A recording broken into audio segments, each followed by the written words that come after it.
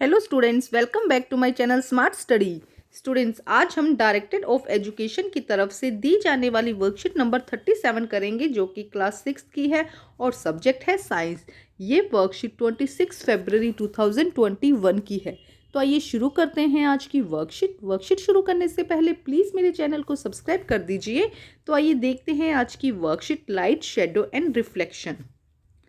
तो आइए देखते हैं क्या कहा गया वर्कशीट में। हम इस चैप्टर को कर चुके हैं, आज हम इस चैप्टर का रिवीजन करेंगे। ठीक है स्टूडेंट्स, तो आइए देखते हैं क्या कहा गया है वर्कशीट में। Mirror is a smooth polished object with a reflecting surface. Mirror क्या होता है? एक स्मूथ और पॉलिश्ड सरफेस है, ऑब्जेक्ट है जो क्या करता है? रिफ्लेक्ट करता है लाइट को। Erect and lateral inverted image in form in a plane mirror. देखो यहाँ पे क्या किया गया है, एक प्लेन मिरर है और यहाँ कोई ऑब्जेक्ट रखा गया है। ठीक है, तो यहाँ से क्या होगा, इसका यहाँ एक इस जो मिरर है इसके अंदर इसकी क्या बनेगी, इमेज बनेगी। इतना बात है। अब यहाँ पे देखो, मिरर किसे कहा गया? कोई भी चीज़ अगर स्मूथ है और पॉलिश्ड है, जो क्या करती है, लाइट को रिफ्लेक्ट करती है। यहाँ से लाइट आई और ये क्या कर दिया, इसने रिफ्लेक्ट कर दिया, तो उसे हम क्या कहते हैं? उसे हम मिरर कहते हैं। और जो प्लेन मिरर की बात करते हैं, तो प्लेन मिरर में हमेशा इरेक्ट मतलब सीधा, और लेटरल क्या बनता है, हमेशा जो रिफ्लेक्शन जो बनना है, जो इमेज बननी है, वो हमेशा इरेक्ट और लेटरल बनती है।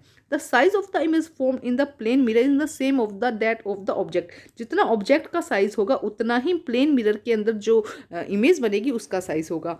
And the colour of the image formed by a plane mirror same as that of the object. और कलर भी इमेज का वही रहेगा, जो यहाँ पे कलर है ना इमेज का कलर भी वही रहेगा जो ऑब्जेक्ट का, एक्चुअल में ऑब्जेक्ट का कलर है। क्वेश्चन देखते हैं क्या कहा गया है।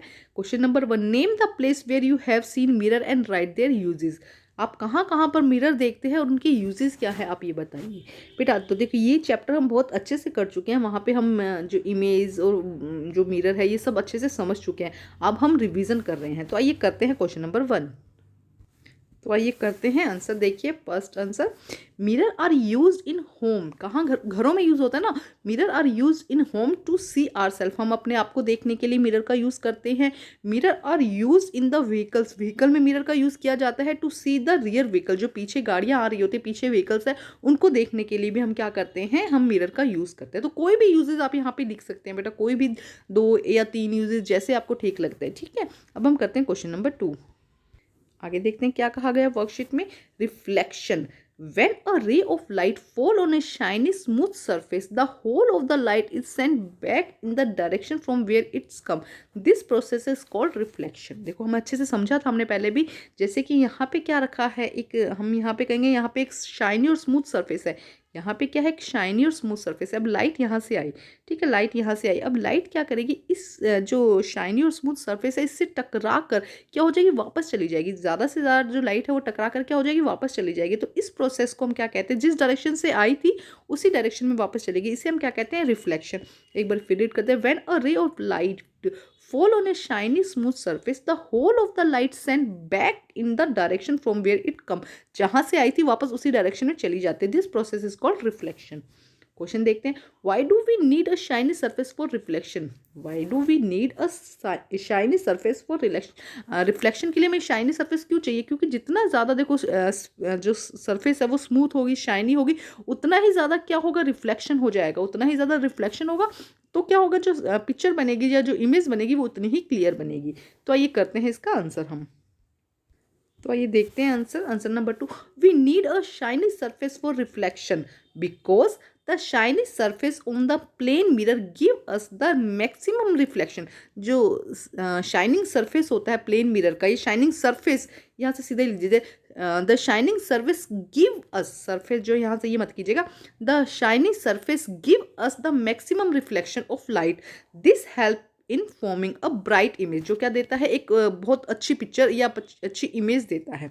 ठीक है, अगर लिखना है तो ये भी लिख सकते हैं बेटा, बट शॉर्ट करवा रही हूँ ना, कई बार बच्चे कहते हैं कि शॉर्ट कर दो, तो यहाँ से लिख दीजिएगा, because the shiny surface give us the maximum reflection of light, this help in forming a bright image. एक अच्छी इमेज बनाने में हमारी हेल्प करता है।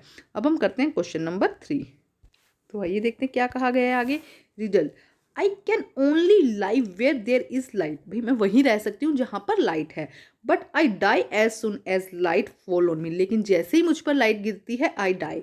व्हाट एम आई, मैं क्या हूँ। देखो क्या कह रहा है कि भाई मैं वहाँ ही दिखती हूँ जहाँ पर लाइट होती है, लेकिन जैसे ही लाइट मुझ पे गिरती है मैं क्या हो जाती हूँ, डाई हो जाती हूँ। तो मैं क्या हूँ, सोच कर बताओ। शेडो। क्या आ जाएगा इसका आंसर बेटा, शेडो। जैसे छाया जो हमारी शेडो होती है, लाइट होती है, शेडो के लिए हमने कल ही वर्कशीट में किया था कि शेडो के लिए क्या होता है, लाइट ज़रूरी है ना, लाइट होनी ज़रूरी है। लेकिन जैसे ही लाइट को अगर डाल देंगे शेडो पे तो क्या होगी, शेडो डाई हो जाएगी। अब देखते हैं नेक्स्ट क्वेश्चन।